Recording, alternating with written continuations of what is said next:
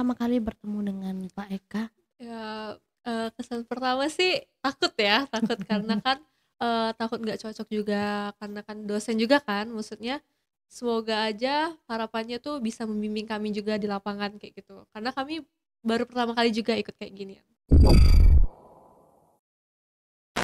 Tunggu ya, sabar. Tegang nih, tegang. Tegang,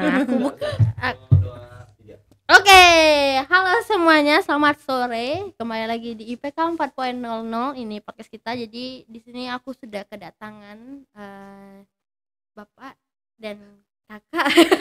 Bingung juga nih gimana yang bakal ngisi podcast kita. Boleh diperkenalkan dulu. Kalau aku sih sudah tahu ini. Sama yang ini boleh. Oke, halo semuanya, selamat sore. Perkenalkan, saya Evelyn. Saya merupakan mahasiswa magang yang dari kampus saya dan saya bekerja sama dengan LLDikti. Oke, nah kalau ini Pak, boleh Pak? Oh, kenalin juga ya? Iya, kenalin dulu aja. Oh iya, iya oke. Halo semuanya teman-teman, salam kenal. Saya Eka Prasetya Sugara. Jadi kalau di Palkomtek kebetulan salah satu dosen tetap ya di Prodi Sistem Informasi. Untuk di program magang ini kebetulan saya diamanatkan untuk menjadi dosen pembimbing lapangan atau DPL ya, UMKM Mandiri LL di wilayah 2. Di sini kita dapat mitranya Gerai Manci Ojak ya. Iya, Gerai Manci Ojak. Oke. Kalau nggak tahu Gerai Manci Ojak, aku sudah baca-baca lah tadi ya. Dan ini gerai yang menjual banyak banget guys. Kalau kamu melihat di sini ada pempek, ya dia jual pempek. Kalau kamu di sini ngelihat ada brownies, ya dia jual brownies. Pokoknya semua, kalau kata ibunya tadi, apa aja dijual. Kayak makanan kekinian, terus makanan jadul, mulai dari kue kering, basah, terus kayak roti-roti kayak gitu dia jual juga. Pak. Wow, keren sekali Bapak Gerai Manci Ojak ini. Oke. Aku mau nanya nih ya Pak, ke Bapak dulu ya. Kita tanya ke Bapak karena sudah sangat penasaran. Bapak kan kita tahu bersama-sama Bapak dosen Palkomtek nih. Nih, kenapa bisa Bapak Eka ini ditunjuk sebagai DPL-nya dari program magang LDikti 2 ini yang apa, UMKM Mandiri ya Pak? Kenapa sampai bisa terpilih? Boleh diceritakan Pak?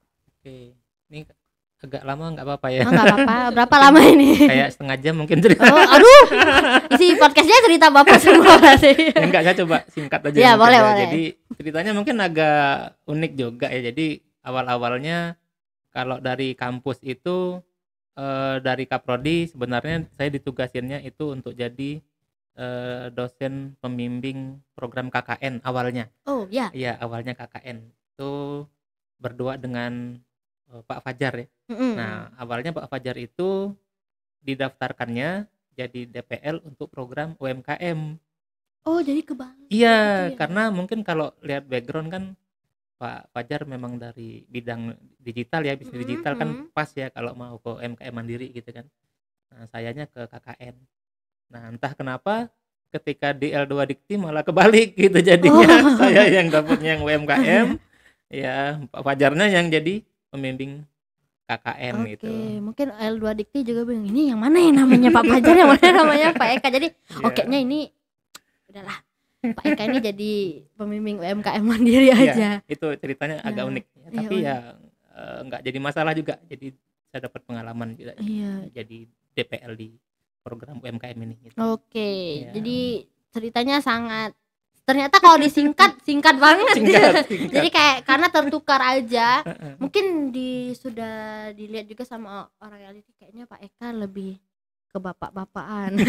Atau bisalah karena kan mau mencoba juga ya Pak untuk menjadi dosen pembimbing di UMKM ini ya Pak. Jadi Pak Fajar merasakan jadi membimbing anak-anak KKN gitu. Nih, kamu kan tahu Pak Eka dari emang dosen DPL-nya aja. Ketemunya kapan kalau sama anak-anak yang magang ini Pak? Ketemunya waktu itu awalnya waktu kita ada apa namanya? Pas match up pertama. Match up ya, match up ya. Ada memang kita dipertemukan semua waktu itu ada kalau nggak salah sekitar 10 orang DPL. Terus mahasiswanya itu sekitar 50 ya, 50 orang. Ya, dan jadi satu DPL itu dapatnya 5 orang. Jadi kebetulan kita di tim satu ya, kelompok Tim satu satu ya. itu ada satu orang yang nggak hadir, kayaknya sampai sekarang pun nggak aktif mahasiswanya, jadi tinggal 4 orang akhirnya. Heeh. Hmm. Itu ketemu pertama kalinya. Oh, pertama kali Mm-mm. ketemu Nah, gimana pertama kali bertemu dengan Pak Eka? Ya, kesan pertama sih takut ya, takut karena kan takut nggak cocok juga, karena kan dosen juga kan, maksudnya semoga aja harapannya tuh bisa membimbing kami juga di lapangan kayak gitu, karena kami baru pertama kali juga ikut kayak gini. Tapi setelah bertemu dengan Pak Eka dan ngobrol, apakah Pak Eka masih menakutkan? Tidak. Asik kok, asik. Maksudnya bapaknya juga bisa ngarahin kami kayak gitu untuk acara ini, kegiatan ini. Oke. Kalau misalnya untuk dari kegiatannya sendiri Pak, sebagai dosen DPL apa aja yang dilakuin? Kalau sebagai DPL sih, kalau penugasannya memang lebih banyak mengarahkan ya. Jadi misalnya kalau nanti mereka ada kegiatan yang melibatkan UMKM, misalnya bazar gitu ya, ada bazar, terus harus ke lapangan, ya biasanya nanti koordinasi, terus ketuanya kebetulan Mbak Suci tadi yang sudah sebelumnya ya. Nah, jadi Mbak Suci itu biasanya nanti ngubungin saya, Pak, kita ada kegiatan nih besok di mana gitu ya. Ya paling nanti saya ngarahinnya ya tolong disiapkan gitu kan, terus jangan lupa di dokumentasinya ya. Terus ya hal-hal yang semacam itulah, nanti kalau mereka ada kendala-kendala biasanya mereka akan laporan gitu ya. Nanti mungkin kalau memang bisa saya bantu ya saya bantu. Terus kalau memang misalnya kegiatannya bisa saya hadiri ya biasanya saya bisa ikut hadir juga ya. Tapi kalau memang lagi berhalangan ya mungkin tim mahasiswanya yang jalan. Seperti itu sih. Jadi memang eksekusinya di lapangan mahasiswanya yang lebih banyak terlibat. Kalau saya mungkin lebih banyak di belakang layar sih, mungkin kayak gitu. Tapi memperhatikan aja, Ya. ya betul-betul. Tapi ada misalnya kayak di acara-acara, misalnya yang tadi ada event berapa kali, ada Bapak sempat mendatangi eventnya Pak? Kalau event kebetulan kayaknya belum ya, belum ada ya. Belum ya. Yang terdekat kemarin apa yang terakhir? Yang terdekat itu di BKW kemarin. Ya, Sama yang di pas ini Pak, pas kita ada kegiatan pelatihan di rumah kreatif dari Kemenq. Ya. Tapi seru juga ya. Jadi semuanya Pak Eka mengarahkan, terus yang menjalankannya mahasiswanya Ya, itu. saya paling nanti taunya dari dokumentasi kan, kita ada grup, itu mereka biasanya ada posting kegiatannya kan, dokumentasi kegiatannya di grup itu, jadi saya bisa tahu nanti mereka kegiatannya tuh ngapain aja gitu kan ya. Kalau ini kan dokumentasi secara internal ya. Kalau misalnya yang untuk publiknya, untuk sekalian social branding apa namanya UMKM-nya, adakah misalnya kayak aplikasi apa ya, platform Instagram atau yang lain ada? Kami ada TikTok sama Instagram. Nah, biasanya kami buat konten untuk di-upload di situ. Oke. Pak Eka udah pernah sempat bikin? Udah. Kalau kontennya mungkin belum ya. belum. Belum. Tapi mahasiswanya yang udah yang rajin yang bikin konten untuk UMKM-nya. Malah kemarin juga sudah bikinkan akun ya untuk e-commerce ya. Iya, e-commerce. Ya, akun e-commerce juga sudah dibuatkan mahasiswa. Oke. Jadi saling membantu juga ya. Jadi Pak Eka maksudnya kayak bukan dapat dokumentasi secara internal saja, tapi di publik juga bisa dilihat apa aja kegiatan mahasiswa yang Bapak naungin ini ya Pak. Ya. Oke, keren sekali Kak. Tapi tetap memperhatikan kontennya juga, atau nanti apa? Misalnya ada kontennya yang di-tag, terus Pak kontennya boleh naik nggak ya Pak, atau Pak Bapak biasanya, ada ngerevisi juga? Ya biasanya nanti saya lihat lah, ada pengecekan ya. Tapi rata-rata sejauh ini aman sih, kontennya nggak nyerempet lah. aman. Ya, aman. Oke, kalau pencarian kontennya itu pure semua dari mahasiswa atau ada Pak Eka? Kayaknya kita bikin konten semua dari mahasiswa ya. Semua dari mahasiswa. Mereka ada istilahnya udah terlatih lah kalau untuk bikin kayak tagline gitu ya, segala macam sudah inilah, udah biasa. Biasa ya. Oke. Kalau misalnya ada nggak sih kendala yang dihadapi, misalnya dari Pak Eka dulu, kendala yang dihadapi selama menjadi DPL? Kendala ya, yang pertama sih yang pasti masalah waktu ya. Jadi kadang-kadang kalau mereka ada kegiatan, terus juga saya misalnya harus ngajar kan gitu kan, ada kegiatan di kampus ya, itu otomatis jadi nggak bisa ikut ya. Jadi paling mantau dari jauh aja gitu kan. Itu yang pertama ya saya kira ya, masalah waktu, karena kadang-kadang nggak bisa ketemu ya. Kalau antara saya harus menjalankan tugas sebagai dosen di sini kan, juga harus dampingi mereka. Nah, itu yang kadang-kadang eh, akhirnya nggak bisa, harus pilih salah satu gitu kan, masalah waktu. Yang kedua mungkin dari sisi eh, apa ya, kesiapan program ya, karena setahu saya ini program yang baru jalan angkatan kedua. Jadi mungkin dari tim pelaksana banyak kesiapan atau informasi yang kadang kita dapatnya itu mendadak gitu ya. Nah, informasinya mendadak kita dapat, seperti misalnya nanti ada monthly review. Monthly review itu kayak ya, monef lah, nanti dia tiap akhir bulan biasanya seperti itu. Nah, itu kita biasanya nggak tahu tanggal berapa pelaksanaannya, tiba-tiba dikasih info tuh mungkin beberapa hari sebelumnya, jadi kan harus agak keteteran ya, kalau kata orang Palembang itu keteteran gitu ya. Iya, iya, betul. Ya, terus juga mungkin masalah administrasi kayak dokumentasi itu, saya kebetulan ini kan nanti harus ngasih nilai ke mahasiswa. Itu saya belum ada ininya, istilahnya format penilaiannya itu gimana, itu kan belum belum ada. Nah, itu yang jadi masih bingung juga tuh nanti gimana untuk nilai mahasiswa ini gitu kan, padahal itu ada tanggung jawab TPL gitu kan. Nah, Iya, itu yang betul. belum. Jadi mungkin ada beberapa hal-hal yang administrasi sifatnya ya, yang itu mungkin bisa jadi masukan lah mungkin buat Luar Dikti ya, terutama biar programnya bisa jalan dengan lebih baik gitu. Iya. Kalau misalnya ada kayak masalah waktu dan masalah yang lain tuh, kira-kira mengatasinya tuh gimana saran dari Bapak? Yang pasti kita komunikasi jalan dua arah ya. Jadi lewat grup WA itu kan kita selalu aktif ya, baik dari mahasiswanya, dari saya juga. Itu yang pertama sih. Jadi kita meskipun nggak komunikasi langsung kan, kita bisa tetap gunakan kayak aplikasi seperti WA ya. Nah, seperti itu. Terus ya yang berikutnya untuk masalah administrasi ini juga mungkin nanti saya lebih banyak kontak ke apa namanya, istilahnya ada ketua pelaksana sih, ada Bu Desi ya kalau nggak salah. Jadi nanti lebih banyak tanya ke beliau sih sebenarnya. Jadi untuk sekarang ya DPL-nya yang harus lebih aktif saja sih saya kira ya, karena memang mungkin dari tim pelaksananya juga ada hal-hal yang mungkin dari mereka juga belum. Nah, mereka juga kayaknya masih nyari-nyari pola gitu ya, masih nyari-nyari pola. Makanya sampai sekarang juga saya belum dapat itu tadi yang kayak form penilaiannya gimana gitu kan. Nanti saya misalnya harus buat laporan sebagai DPL tuh bentuknya gimana juga itu belum belum tahu. Nah, mungkin untuk sementara ngatasinya ya saya yang jalin komunikasi dengan ketua pelaksana programnya. Gitu sih, seperti itu. Jadi harus tetap dijaga komunikasinya. Komunikasi aja. Betul. Kalau dari Evelyn sendiri, kendalanya ini kan sebagai mahasiswa nih kan kadang ada bentrok, misalnya jadwal kuliah dengan jadwal magangnya gimana? Kalau untuk jadwal sih masih bisa dibicarakan lah ya, masih bisa ditoleransi. Mungkin kendala yang terjadi di lapangan itu yang pertama karena awalnya itu Gerai Mang Ojek ini pembukuan saya kebetulan saya akuntansi, jadi saya lebih mengarah ke laporan keuangannya. Nah, untuk di awal-awal itu laporan keuangannya belum terlalu lengkap dan kebetulan ownernya juga tidak terlalu aktif untuk mencatatnya.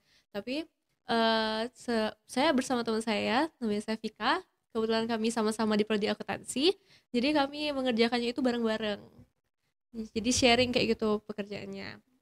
Jadi untuk sekarang sudah bisa lengkap lah istilahnya, karena kami menggunakan Excel juga kan.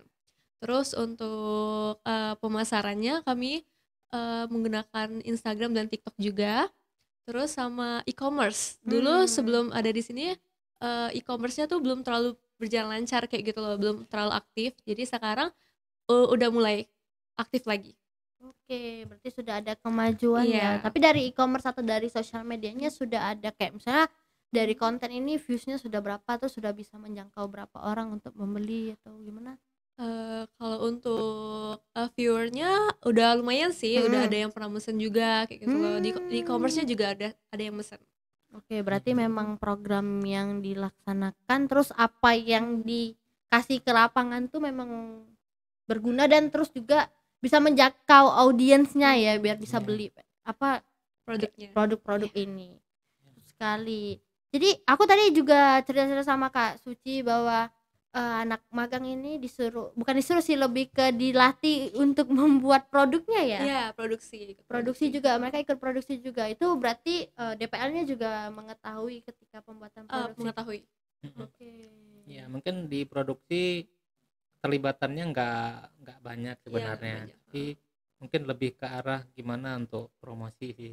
Jadi kan misalnya kemarin dari mitra ada produk gitu kan, nah itu gimana biar bisa dipasarkan kan secara online gitu kan. Ya, makanya kemarin juga dibantu dibuatkan seperti akun e-commerce-nya ya lewat apa kemarin? Banyak sih Pak, kemarin ada Shopee Food, ada GrabFood, Gojek gitu-gitu. Ya seperti itu. Jadi ke arahnya ke situ. Kalau mungkin ke produksi langsungnya enggak sih, karena ini kan mahasiswa ya. Kalau mahasiswa takutnya nanti kalau terlibat langsung ke produksi produknya, takutnya nanti malah enggak ini ya, mengganggu ininya. Karena kan mungkin dari mitranya sudah punya apa ya, mungkin sudah punya cara atau metode sendiri untuk produksi ya. Jadi kita takutnya nanti mengganggu ininya, mitranya ya. Betul, paling nanti yang produksi itu cuman sebagai sarana pembelajaran mereka aja. Pengetahuan aja. Iya. Tapi itu apa ya, berapa kemarin produksi apa? Pempek 15 kilo kemarin. 15 kilo loh Pak. Iya, 15 kilo produksi pempek. Tapi itu diperjualbelikan setelah itu ya? Iya, diperjualbelikan. Oh, berarti lulus semua Pak, buatan pempeknya lulus apa, penglihatan soal ini bagus nih, lulus seleksi lah. Lulus seleksi lah untuk dijual belikan. Berarti keren-keren anak-anak ini. Boleh kita dulu. Keren sekali.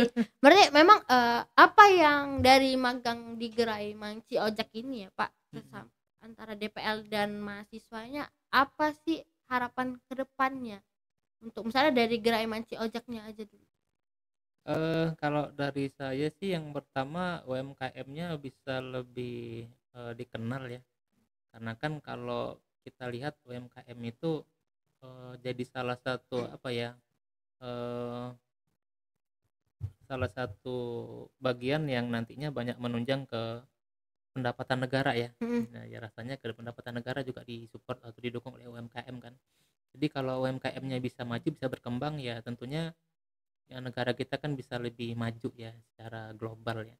Jadi tentu untuk Gerai Manci Ojek ini diharapkan ya bisa lebih berkembang, nanti ke depannya banyak produknya banyak dikenal, diketahui oleh masyarakat ya, terutama nanti di sekitar Palembang dulu mungkin ya, karena kan di Palembang sendiri mungkin belum banyak yang tahu ya produk-produknya Manci Ojek ini. Itu yang pertama ya, dan yang berikutnya yang kedua ya saya kira nanti untuk UMKM lainnya juga bisa dapat kesempatan yang sama ya untuk dibantu. Jadi mudah-mudahan nanti program ini yang nggak cuma berhenti sampai ini, mudah-mudahan nanti semester berikutnya atau tahun-tahun berikutnya L2 Dikti juga bisa melibatkan lebih banyak UMKM lagi ya, terutama yang memang UMKM yang mungkin banyak terkendala ya di sarananya, prasarananya, atau dari SDM-nya, atau dari mungkin pemasaran online-nya mungkin ya yang perlu dibantu. Karena kalau saya lihat kalau sekarang kan pemasaran digital itu sangat ini ya, sangat booming ya. Dan mungkin kalau yang jualan offline itu ya sangat sedikit sekali ya. Tapi kalau yang online kan sangat masif ya. Kita bisa jualan dari berbagai platform ya, dan itu akan sangat membantu UMKM untuk berkembang. Saya kira itu sih. Kalau dari kalau harapan saya sih semoga kedepannya Gerai Manci Ojek nih bisa makin berkembang pesat, apalagi mungkin apa yang cukup kami berikan ini semoga sangat bermanfaat lah di sini, maksudnya digunakan juga. Semoga juga kami sebagai mahasiswa yang pernah magang di sini bisa membantu mungkin UMKM yang lain juga. Kalau harapannya untuk mahasiswa yang dinaungi Pak, karena kan mengingat sebentar lagi udah mau selesai ya bulan depan. Iya. Untuk mahasiswa tentu harapannya mereka bisa belajar ya, bisa belajar dari UMKM banyak hal ya. Jadi nggak cuma mereka mungkin ada kasih kontribusi bantu UMKM ya dari sisi digital marketingnya, tapi mungkin ada poin-poin juga dari UMKM yang mereka bisa pelajari. Misalnya mereka bisa belajar bahwa kita bisa wirausaha gitu ya. Nah, jadi UMKM ini kan juga rata-rata memang dari wirausaha ya. Jadi mereka bisa belajar wirausaha mandiri dari mahasiswa. Dan saya yakin juga mungkin kebanyakan mahasiswa juga ada sebagian yang sudah mulai wirausaha sejak mahasiswa ya. Dan yaitu bagus ya. Jadi melatih kewirausahaannya sejak masih mahasiswa. Dan ya mudah-mudahan juga dari program ini nanti mereka bisa kontribusi lebih ya ke UMKM yang lain misalnya, dan juga mudah-mudahan dari program ini juga mereka bisa dapat wawasan ya dari UMKM. Yang terakhir tentu mudah-mudahan sih kalau dari saya nilainya mereka sih bagus-bagus ya.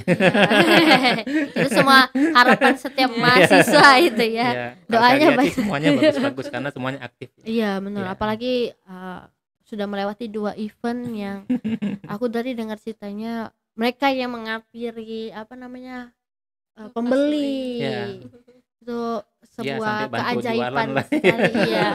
Heeh. Mengingatkan kadang mereka kalau anak magang tuh ya udahlah apa yang disuruh sama owner tempat kita magang ya udah Iya. itu kita yang aman, tapi ini kalau inisiatif sendiri kan agak sedikit Iya, ya. wow keren Ya itu sekali. yang jadi nilai plus ya saya Mm-mm. kira. Ya mereka semuanya aktif dan kadang ya nggak perlu disuruh, kadang sudah inisiatif sendiri gitu ya. Betul. Jadi itu yang jadi bagusnya.